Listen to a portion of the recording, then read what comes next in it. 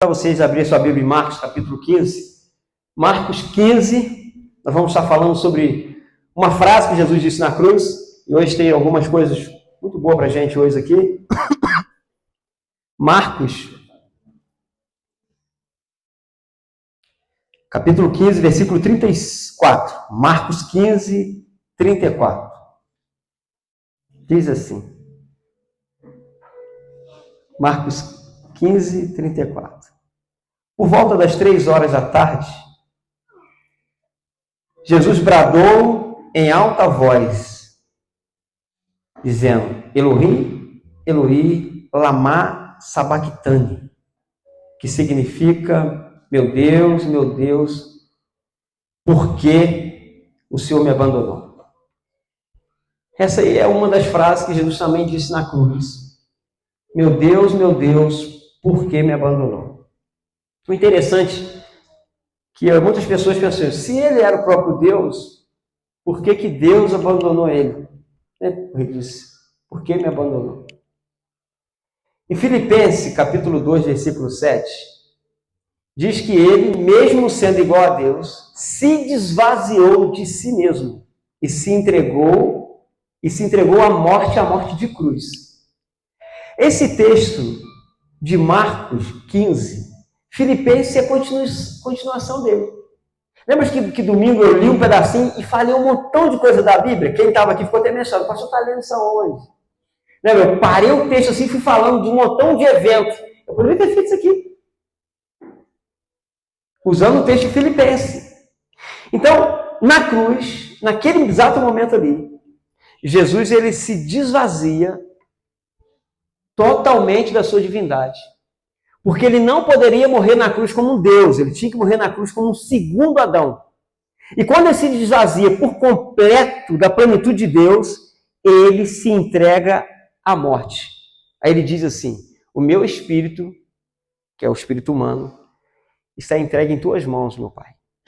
E ali ele se finda. Então por que Jesus disse, por que me abandonaste? Porque era uma profecia do Salmo 22. Você quer abrir lá o Salmo 22, versículo 1? Salmo 22, versículo 1. É um salmo messiânico. E a gente passa pelos salmos e não entende que os salmos falam de Jesus. Gente, tudo fala de Jesus. Tudo você pensar. O Salmo 22 é uma oração angustiante de Davi. E muitas pessoas olham para o Salmo 22 e acham que o Salmo 22 é algo que está falando só de Davi, só dele. Não tem nada messiânico nele. Olha só, o Salmo, Senhor é meu pastor e nada me faltará. A gente acha que esse Salmo é para nós, não é? Não é, esse Salmo é de Jesus. Jesus é a ovelha levada ao cativeiro. Jesus é que vai passar pelo vale da sombra da morte, é Jesus. O Salmo, o Senhor é meu pastor e nada me faltará, ele fala de Jesus. E o Salmo 22 não é diferente. E por que o Salmo 24 fala de Jesus? Porque o 22 é as últimas horas de Jesus na cruz. O Salmo 22 é as últimas horas de Jesus na cruz. E o Salmo 24 é Jesus chegando na glória. O Salmo 24 é ele passando pela sombra da morte, é ele vivendo toda a trajetória dele dos 3 dias até ser o quê? Até o cálice transbordar, não mais da ira, mas o cálice do Senhor. Que mesa que ele sentou? A mesa do Pai. Aí ele diz no Salmo 22, versículo 1. O que diz aí? Meu Deus, por que o quê? Por que me abandonaste? Por que, pastor, que o senhor afirma que esse Salmo não é de Davi? É uma oração de Davi. Mas porque o Salmo, no versículo 7, diz assim, olha, eles zombam de mim aonde eu passo. Lembra Jesus? Todo mundo zombando dele? Fala assim, desce daí. Deus, desce. E diz que os salteadores zombaram, os ladrões zombaram dele, os soldados zombaram dele, e as pessoas daquela cidade zombaram dele. Depois tem o versículo 16 que diz, ó, transpassaram meus pés e minhas mãos. Que dia que alguém furou o pé de Davi e as mãos de Davi? Nunca. E por que Davi falou isso na oração dele? Porque era algo profético, era algo que ia acontecer na frente. Por que a mão e os pés de Davi foi furado? Por causa de Jesus. Jesus era descendente de quem? De Davi. Quem está comigo aqui? Está entendendo por que o salmo é um salmo messiânico? O versículo 18 Diz assim, olha, que eles arrancaram as vestes de Jesus e depois leiloaram ela. Fizeram rifa das vestes de Jesus. Isso nunca aconteceu com Davi, isso aconteceu com quem? Com Jesus. Mas Jesus era da raiz de quem? De Jessé, ele era da raiz de Davi. Depois, se você for para o Salmo... Então, o versículo 24 fala da ressurreição, que eu não quero ler agora. O versículo 24 do capítulo 22 fala da ressurreição de Jesus, dizendo assim, olha, ele não abandona os aflitos, aqueles que clamam ele, mas ele vem em socorro. Versão Eduardo Correia. Você consegue entender que Jesus estava cumprindo uma profecia, não apenas falar assim, meu Deus, não era só uma frase. Era cumprindo uma profecia acerca dele. Aí eu me perguntei em casa assim, por que diante de Pilato, ô Gabriel, Jesus se calou? E diante do Pai ele grita. Poucas horas atrás, aqui talvez já era a 6ª hora, porque Jesus ficou sendo na cruz, ele ficou 6 horas pregado na cruz. Uns dizem que é 3 horas, outros dizem que são 6 horas. Pregado na cruz. Por que há 7 horas atrás, diante de Pilatos, ele se cala? E por que diante do Pai agora ele grita? Entenda uma coisa, Jesus diante do julgamento do homem, ele sempre vai se calar. Ele sempre vai se calar. Mas o que Jesus mais temia era o julgamento do Pai. Ele sabia que para ele se esvaziar de si mesmo, que ele era a divindade, a segunda pessoa da Trindade, e ficar como uma alma humana e receber o pecado sobre ele sabia que seria terrível. O julgamento de Pilatos, do prego fincar na mão, do prego fincar no pé, da chibatada que ele tomou, que a gente viu o vídeo, ele é muito forte, aquilo ali não amedrontava Jesus. O que amedrontava Jesus era ele sentir o gosto do pecado na alma. Jesus, ele morreu na cruz como um pecador.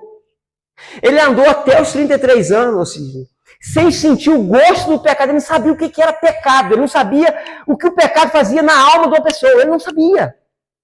Ou não sabia assim. Ele não tinha experimentado. Ele sabia que ele era Deus. Deixa eu consertar minha frase aqui. Ele não tinha experimentado nada que era pecado. Porque nada de mal habita em Deus. E Tiago afirma isso. Que não há mal algum no próprio Deus. Por que para Jesus foi tão difícil quando ele chegou diante do Pai? Quando chegou no finalzinho para ele morrer? Porque ele experimentou o pecado. E tem um vídeo que ilustra mais ou menos isso, acho que é o segundo vídeo. Não é o primeiro, acho que é o segundo vídeo, que ilustra mais ou menos o que Jesus experimentou. Pode soltar para a gente? Eu trouxe um vídeo para a gente ver. Acho que é o segundo vídeo. Quando eles vão organizando ali, eu continuo. Então Jesus ele vai e dá esse grito, sabendo que o juízo dos homens não havia problema, o problema era o juízo que Deus poderia causar a ele.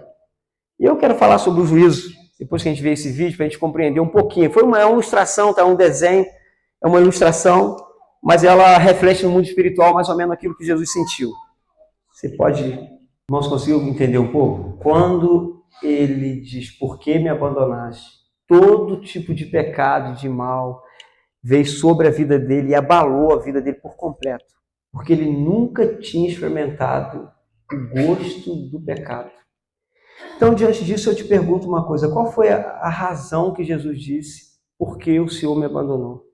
Tinha que ficar muito claro para todas as pessoas que estavam em Israel que ele tinha sido abandonado por completo por Deus o Pai. Tinha que ser muito claro para todas as pessoas. Não poderia ter dúvida assim que ele não foi abandonado. Porque senão ele não encaixaria no Messias que veria e sofreria pelo pecado de toda a humanidade. Ele tinha que ser julgado. Eu te pergunto o seguinte: o que você acha hoje? Não responde. O que você acha hoje?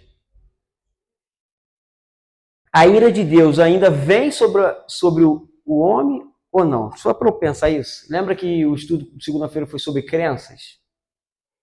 Né? Tem muito assim uma crença, se não vem pelo amor, vem pelo quê? Pela dor. Né? Se fosse assim, Faraó tinha se convertido, né, irmão? Abalou os 10 deuses de Faraó, cada praga daquela ali é um deus diferente. o rio Nilo se transformando em sangue é porque o rio Nilo era um deus. Deus veio e feriu o deus dele.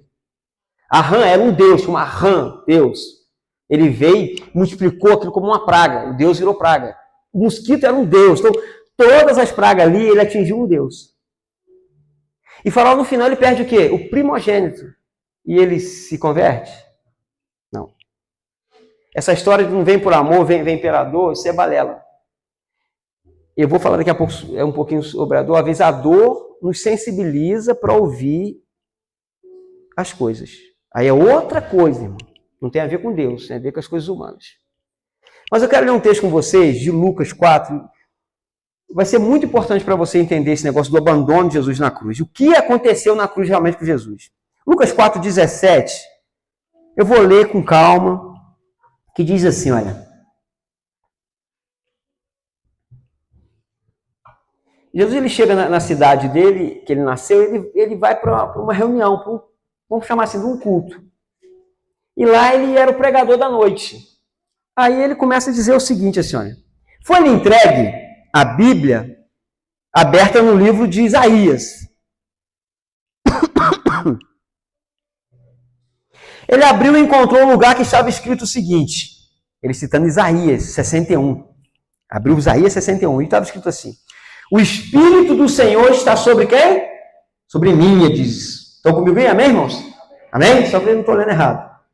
Porque ele me ungiu para pregar as boas novas aos pobres, e ele me enviou para proclamar liberdade aos presos e recuperar vista aos cegos, para libertar os cativos, e proclamar o ano da graça do Senhor. Então, ele fecha o livro, devolve ao assistente e assenta.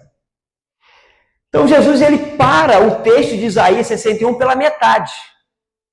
Ele não termina Isaías 61. Ele diz, olha, eu vim para anunciar o ano da graça de Deus, o ano, depende da tua versão, aceitável, o ano do favor de Deus. E ele fecha o rolo, entrega ao assistente, e ele senta em uma cadeira, e se você continuar lendo, ele vai assim, e é isso que foi lido, foi concluído hoje.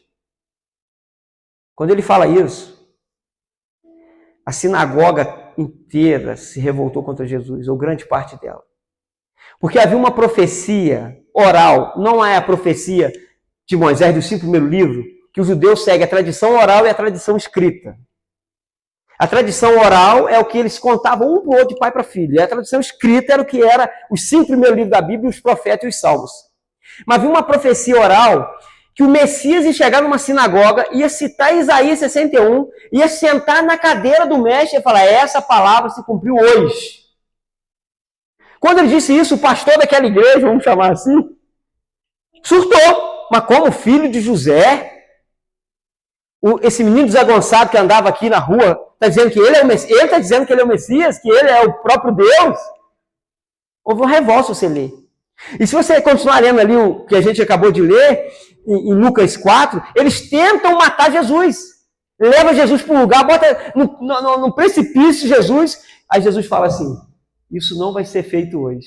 E sai andando no meio deles, assim que o texto diz, andando no meio deles, e ninguém consegue pegar uma pedra e empurrar Jesus no precipício. Ele falou, isso não vai ser concluído hoje. Tipo assim, não é hoje que eu vou morrer. Samuel ama esse episódio do The Chosen. Ele ama. Samuel, pai, vem cá, vamos ver de novo. E bota lá, a gente assiste de novo. Até trouxe ele ali, se der tempo a gente vai assistir, ele é pequenininho.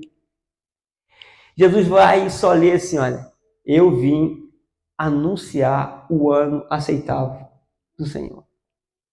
Por que vamos para Isaías, o que está escrito em Isaías? Isaías 61. Olha, irmãos, o que está escrito em Isaías 61, versículo do 1 ao 3. O Espírito soberano está sobre mim, porque o Senhor me ungiu. A mesma coisa, olha.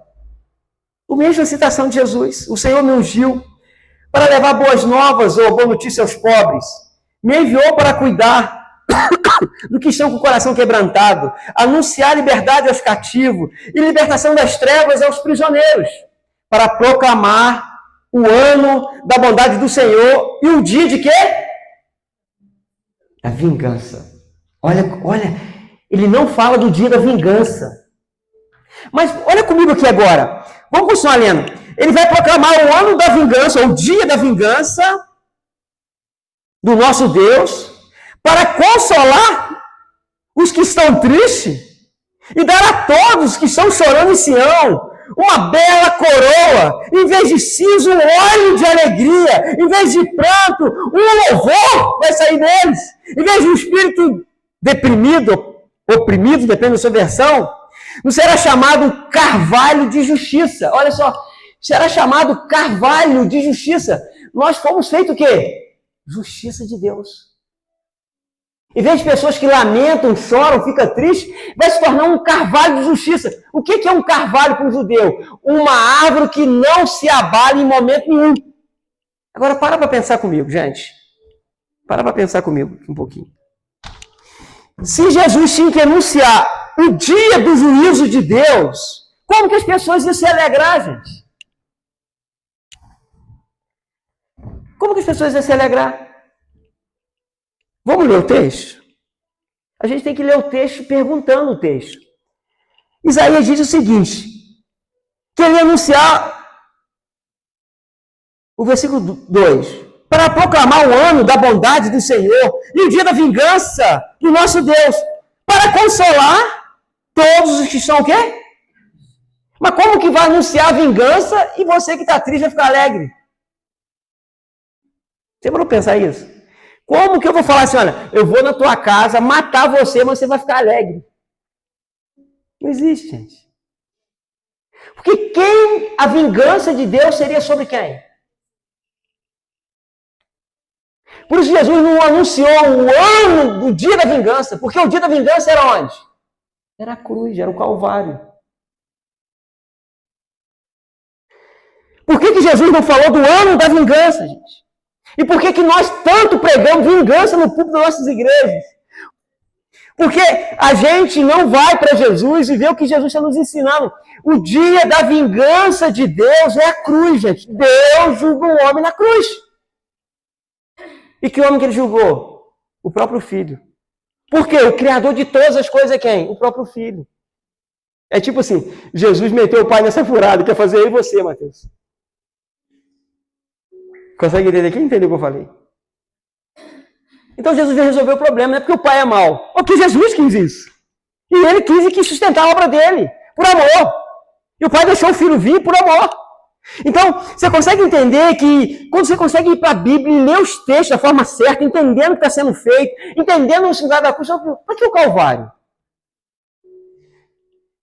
Ué, se Jesus pagou o preço por você, e você aceitou esse preço, e Deus cobrar de novo, Deus não presta, ele é pior do que eu. E as pessoas ficam o tempo inteiro julgando e ensinando as pessoas, ó, cuidado, cuidado, cuidado. Até Cila falou na reunião lá, que falaram com ele que ser crente é muito difícil. Ó, agora tu vai ver, tu virou crente, agora tu vai ver o cipó descer. Meu jugo é suave, o meu fardo é leve. Aprenda de mim, que sou manso e humilde de coração. Talvez o cara não é manso e humilde de coração, ele vai tomar na ripa, mas é a sociedade que vai bater, não tem nada a ver com Deus. Mas você consegue entender que o dia da ira de Deus mesmo é a cruz. Aí você me pergunta assim, pastor, ainda existe a ira de Deus ainda? Não responde, irmão. Fica calmo, calma, fica só pensando. Ainda existe a ira de Deus ainda? Sim. É uma péssima notícia isso. Ué, pastor, mas o senhor não falou que a ira de Deus foi derramada na cruz? É. Deus queria resolver o problema todinho na humanidade na cruz, mas o homem quis. Agora eu vou ler um texto para você ver. João 3:16, a gente conhece, Deus amou o mundo de tal maneira, né? Eu vou ler agora o 36. João 3:36 diz: por isso, quem crê no Filho tem a vida eterna. É projetado aqui, irmãos. Já quem rejeita o Filho, não a vida. Aí continua dizendo, mas a ira de Deus permanece sobre eles. Por isso Jesus é a porta estreita, que só tem como sair da ira de Deus se for em Jesus. A porta estreita não é a doutrina da igreja, que você não pode passar desodorante debaixo do braço, que você não pode fazer a tua unha, que você não pode deixar o teu cabelo crescer, que você não pode usar barba. A porta estreita não é que você não pode usar bermuda. A porta estreita não é que você tem que estar todo dízimo igual um fariseu. Isso não é a porta estreita. A porta estreita é Jesus. Você crê só em Jesus e mais nada. Você não crê nem em você mesmo, mas só em Jesus. Aí é só para quem é crente mesmo. É só para quem abriu mão de todas as suas habilidades humanas e confiar só em Jesus. Já não confio nem um pouquinho em mim, nem um pouquinho em Cristina. Em Samara eu confio menos ainda. Ela não está aí não, né? Graças a Deus, Senhor. Em Samuel também, menos ainda. A gente tem que confiar na porta estreita que é Jesus. Por que nenhum judeu confiava em Jesus? Porque eles confiavam em Moisés. Eles confiavam em Levítico. Eles confiavam que eles tentavam cumprir 613 leis. Eles confiavam que eles conseguiriam repetir a santidade de Deus. Porque as 613 leis falam de quem? De Jesus. Por isso Jesus fala assim, olha, eu sou a lei de Moisés. Claro que é, porque toda a lei aponta para Jesus. Quando diz lá, não adulterarás, porque em Jesus não há adultério nele. Não há fraude em Jesus. Ele é. Então, a ira de Deus ainda permanece sobre aqueles que são nascidos segundo Adão e não segundo o segundo Adão. Como que você se livra da ira de Deus? Nascendo de novo. Por que nascer de novo, gente? É muito fácil a gente entender e a religião complica demais. Pensa um pouquinho comigo aqui. Pensa um pouquinho comigo aqui, você que está aqui comigo nesse estudo. Se eu morresse, eu pagaria alguma multa? Não. Porque eu estou morto. A justiça não vai até mim me cobrar a multa, porque eu morri. É caducado, cancela, acabou. Por isso que Paulo diz assim, olha, vocês morreram com quem? Com Cristo. Se a gente morreu em Cristo, a lei não opera sobre a nossa vida mais. Porque a gente está em Cristo é outra lei. A lei que opera em Cristo, o apóstolo Paulo diz em Romanos 7, que é a lei do Espírito. A lei do Espírito nos conduz. Já viu quando eu prego, eu lembro um dia, o Gabriel, preguei aqui, o Gabriel falou, pastor, eu fiquei a vida inteira, eu acreditava nisso, tudo isso, eu falo aí dentro de mim, mas às vezes vinha a lei assim, os caras vinham com lei, aí eu ficava, não, eu acho que eu estou errado, mas eu pensei dentro de mim, porque a lei do Espírito já era nascido de novo, o Espírito Santo ainda ficava dentro do coração dele, já falava no coração dele. O Salatiel falou isso lá ontem. 5:9 diz assim, como agora somos justificados, Romanos 5:9, por meio do sangue, muito mais ainda seremos salvos da ira de Deus por meio de quem? Da obra? Estão comigo aí, Romanos 5? Olha. Como agora nós somos justificados por meio de quem? Porque me abandonaste. Eloí, Eloí, por que me abandonaste? Muito mais ainda por meio dele seremos salvos de quê? Agora como, Fábio, que Jesus já pagou o preço por você, alguém chega e fala assim, a ira de Deus é sobre você porque tem um passarinho preso. Se o Espírito Santo não te falou isso no coração, esquece. Esquece. O Espírito Santo é que nos conduz agora, nós fomos batizados no Espírito Santo e ele conduz a nossa vida. 1 Tessalonicenses 5:9, olha o que diz assim, olha. Porque Deus não nos destinou para a ira. Não te destinou para onde? Para onde, minha filha? Para a ira. Mas para recebermos a salvação por meio de quem? Das tuas obras. Do tanto que você abre a tua casa, do tanto que você solta o passarinho que o profeta mandou, o tanto que você... Gente, nunca tem um homem envolvido, é sempre Jesus envolvido. Quem está entendendo? Então, quando Jesus disse, por que me abandonasse? Porque o abandono de Deus é o inferno, gente. Claro que, olha só, há um grupo de pensadores que diz que Jesus foi ao inferno, pregou lá no inferno, tomou da mão do diabo a chave. Isso é só balela, irmão. Eles vão querendo montar texto assim para falar isso. Jesus falou assim com o ladrão, hoje mesmo estará no inferno comigo? Hoje mesmo estará onde? Aí ele que foi entregar na cruz, você entrega o meu espírito ao diabo, que eu estou indo para o inferno. Ele falou isso? Entrega o meu espírito para quem? Para Deus. Jesus, quando ele sai ali, ele está no Pai, que ele sempre esteve. Ah, mas lá em Pedro diz que pregou os cativos. Os cativos somos nós, gente. Os cativos são as pessoas. A morte dele pregou os cativos ali. Quando diz, perdoa, que não sabe o que estão fazendo. Quem está entendendo? Eles vão criando tanta doutrina maluca, só ler o texto, irmão. Hoje mesmo é que dia? Hoje. Se entregou para Deus, o Espírito entregou para Deus ou para o diabo que ele falou? Para Deus. Aonde ele viveu o inferno? Na vida. Ele viveu o inferno antes de entregar o Espírito a Deus. Aquele momento na cruz ali, ele viveu o inferno, porque o inferno é a ausência total de Deus. E Jesus viveu a ausência total de Deus em pecado. Em 2 Coríntios, que é um texto que eu amo, que a igreja deve conhecer, versículo 5, 22. Ele se transformou em pecado, que é pior que um pecador. É a própria essência do pecado. Para fazer de pecadores o quê? Justiça de Deus. Carvalho de justiça. Ninguém muda isso. Ah, pastor, se eu sair ali e matar alguém, eu vou ser salvo. Vai, mas se fizer uma oração comigo antes. Aí tu pode sair ali, Gabriel, e dar um tiro em mim ali que tu vai ser salvo. Mas tem que orar comigo antes. Fala assim, Deus, Pai, obrigado por eu ser a imagem e semelhança de Jesus. Aí você pode pegar o revólver lá e matar. Duvido se você consegue. O espírito que confessa que Jesus Cristo é Senhor, já era. Papai abraçou. Quem está entendendo?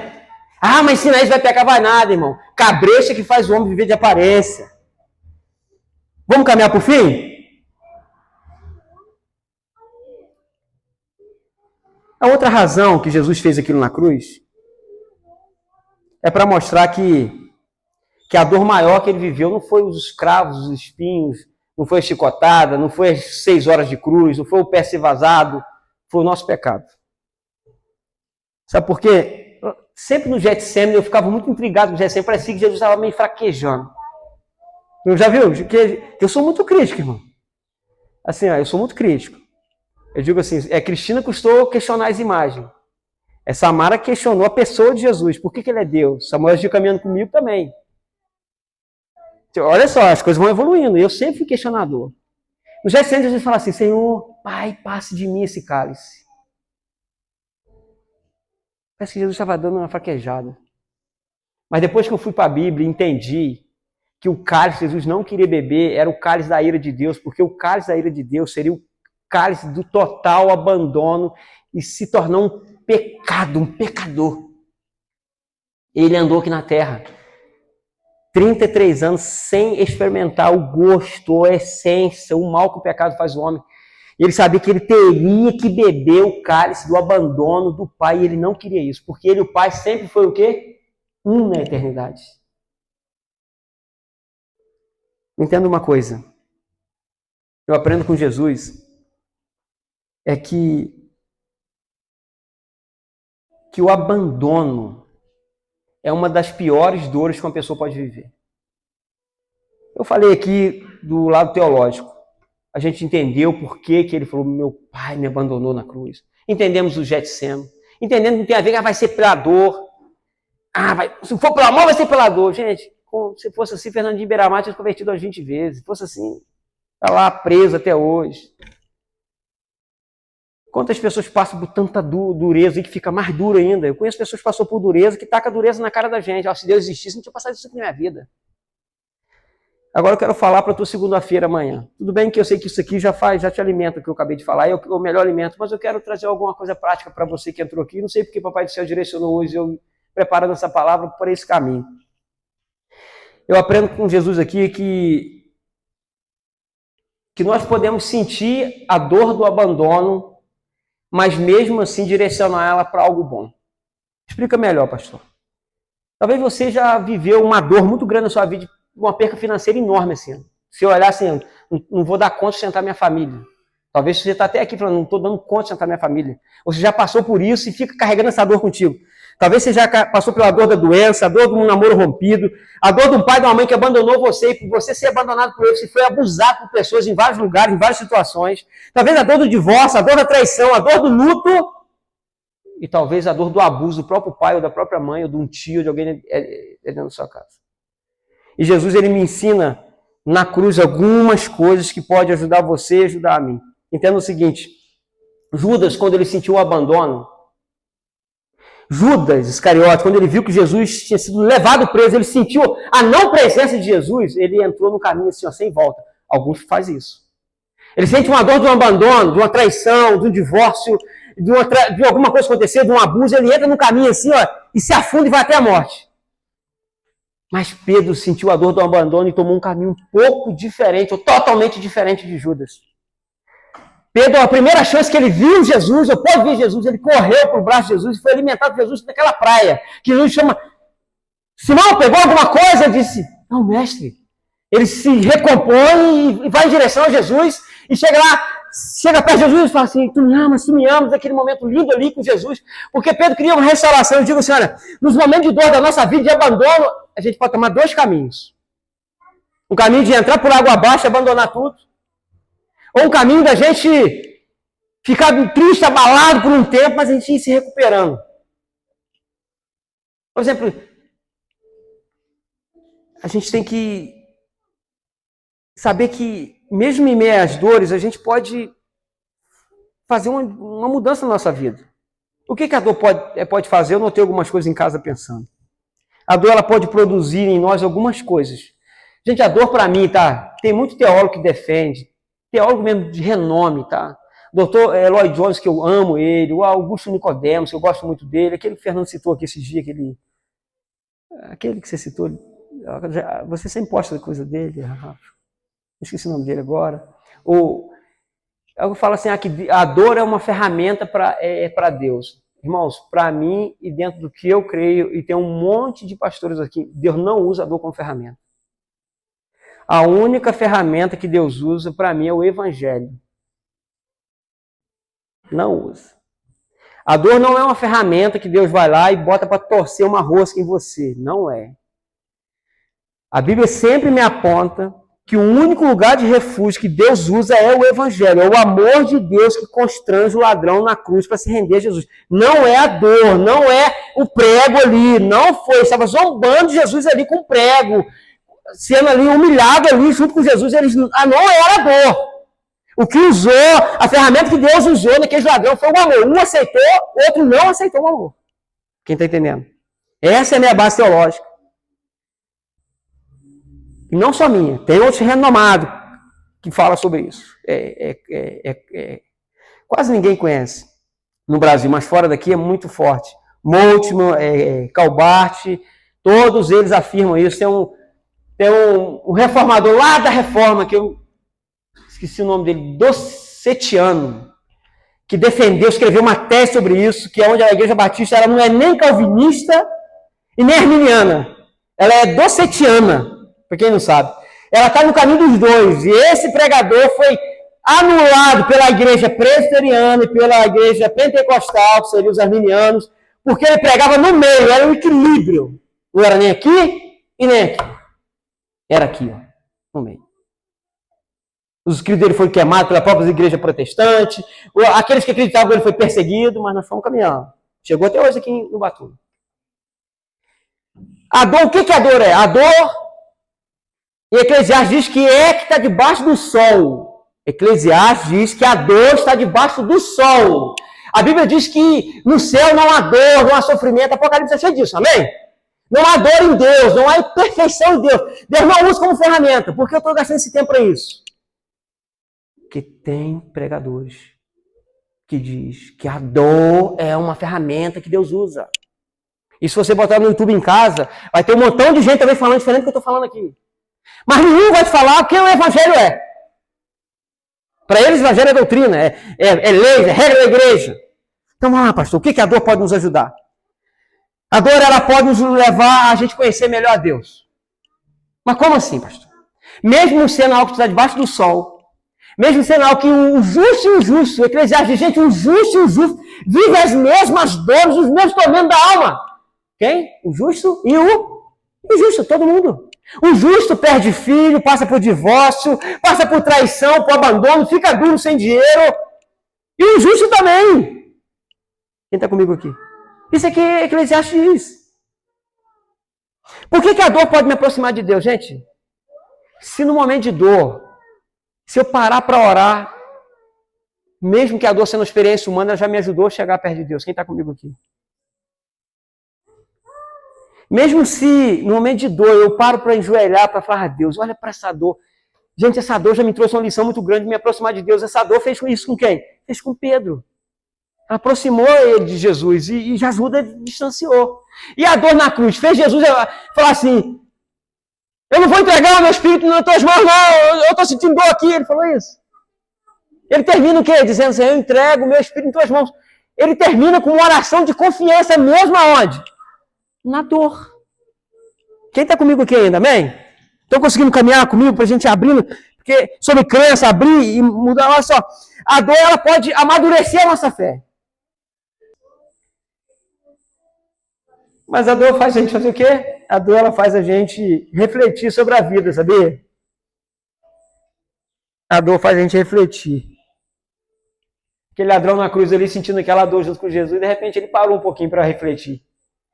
E olhou e falou, esse homem não pode ser humano, não. Esse cara não é humano, não. Ele pensou com ele. Esse homem é o próprio Deus. Não tem como alguém fazer isso.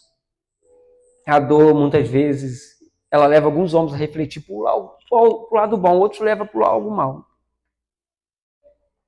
Ah, aquele cara é um abusador porque ele foi abusado no passado. Quantos homens e mulheres foram abusados no passado, hoje tem creche, ajuda criança, trabalha com criança para ajudar para as crianças não serem abusadas. Nem sempre, irmão. O caminho de dor vai levar as pessoas para o mal. O caminho de dor leva muitas pessoas também para o lado bom, porque a pessoa para refletir a vida. A dor também, ela nos sensibiliza a servir, sabe? Por exemplo, a Tamires, se Deus assim permitir, se esse for o propósito de Deus, e com o tempo ela pode chegar para as irmãs que perdem filhos, os casais que passam por isso, não, vocês vão vencer. Nós vencemos. Se esse for o propósito de Deus. A dor, ela nos ensina, sabe o quê? Ser grato. É ser grato. Eu sei quando um cara no sinal de trânsito vendendo coisa, eu não deixo de comprar com ninguém, sabe? Porque eu já vendi muita bala na rua. Já vendi muita taioba na rua, muito filhote de cachorro na rua. Muito alho, muita coisa. Já vendi muita coisa na beira dessa rua. Aquele dia eu levei Samuel lá, sentei com Samuel no trevinho onde eu sentava, lá de noite. Falei, meu filho, papai, era 6 horas, papai ficava aqui até essa hora, quase escurecendo e ia embora para casa. Mas aqui, pai, como é que o senhor fazia? Mostrei para ele tudo que eu fazia. Aí ele sentou lá um pouquinho comigo, foi sentar na beira do meio-fio, lá ali, na entrada do ar. Aqui que o papai começou aos 9 anos de idade. Aí esse dia eu topei com um rapazinho lá em Rio das Ostras, um sinal, 11 horas da noite, Cristina. Não, meia-noite. Acho que era isso, chega no caso quase 1 hora. E ele cheio de bala para vender, eu falei, não pode. Eu falei assim, quanto tem de bala aí? Ele falou assim, X reais. Eu arranquei do bolso dele e falei, vai para casa dormir, descansar, que eu já trabalhei muito assim, cara. Ele ficou numa alegria tão grande. Ele vai para casa dormir. Amanhã você levanta e volta para o trabalho. Me dá essas balas aí. Ele me deu as balas, quando ele saiu, vem cá, toma tuas balas de volta. Vem amanhã e você tem o teu trabalho já pronto. Aí, a dor da vida faz ser grato, gente.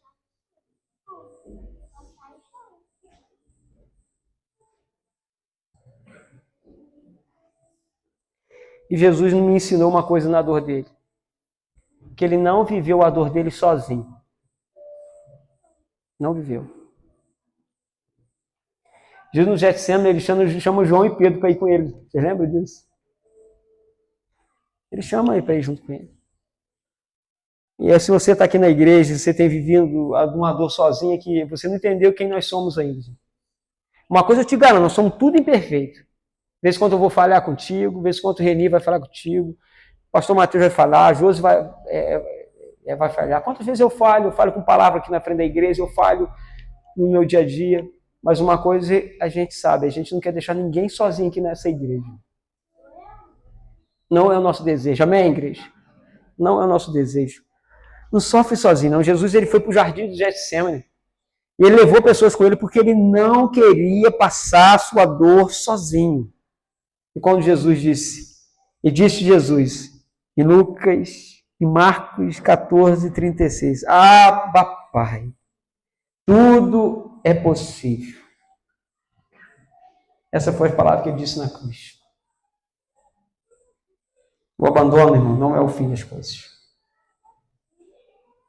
Em Hebreus 13, versículo 5 diz, Deus disse o seguinte, nunca o te deixarei, e nunca te abandonarei.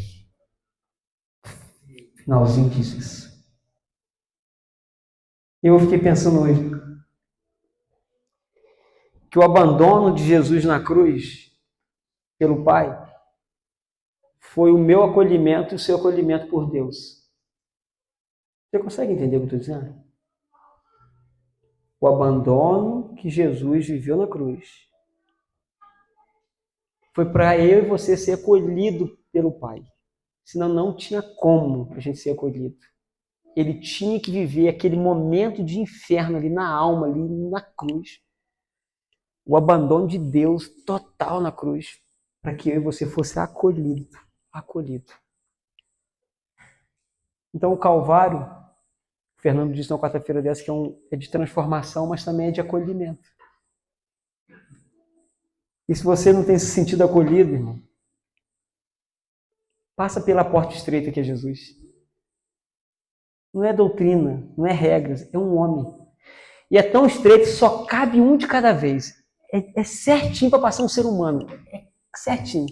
Porque largo é o caminho da vontade humana. Largo é o caminho das possibilidades de ser salvo através da oração, do jejum, do dízimo, da frequência da igreja, do batismo, da liturgia da igreja, de tu carregar a placa da igreja. É largo o caminho. Várias religiões escolher, é largo. Esse é o caminho da perdição. Esse é o caminho da perdição. É quando o homem acha que ele é são, mas ele é um miserável. Você possa levar essa palavra de ensino para casa, entender que ninguém tirou a vida de Jesus. Ele a entregou no momento